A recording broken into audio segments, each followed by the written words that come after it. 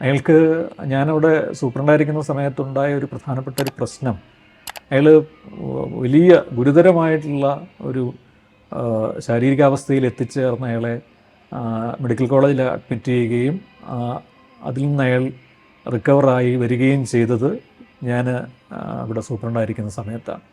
അത് അയാൾക്ക് ഉറക്കം വളരെ ഡീപ്പായിട്ടാണ് അയാൾ ഉറങ്ങുന്നത്. പ്രത്യേകിച്ച് ഈ മരുന്നിൻ്റെ ഒരു ഇഫക്റ്റിലോ അതല്ലെങ്കിൽ അയാളുടെ ശീലമോ ഒക്കെ കൊണ്ടായിരിക്കും. ഇപ്പോൾ ഡീപ്പായിട്ട് ഉറങ്ങുമ്പോൾ ജയിലിലായിരുന്നപ്പോഴും മരുന്ന് കഴിക്കുന്നുണ്ട്.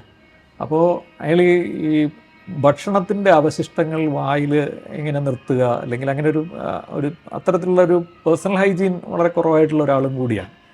അപ്പോൾ അങ്ങനെ ഭക്ഷണം കഴിച്ചതിന് ശേഷം ഉറങ്ങുക അങ്ങനെയൊക്കെ ചെയ്യുകയോ ഒക്കെ ഉണ്ടാവുമായിരിക്കും. അപ്പോൾ അതിൻ്റെ ഭാഗമായിട്ട് ഈ ഭക്ഷണാവശിഷ്ടം അയാളുടെ ലങ്സിലേക്ക് കുരുങ്ങി അയാൾ വലിയ സിവിയറായിട്ടുള്ള ഒരു അവസ്ഥയിലേക്ക് മാറിപ്പോയ ഒരു സാഹചര്യം ഉണ്ടായി.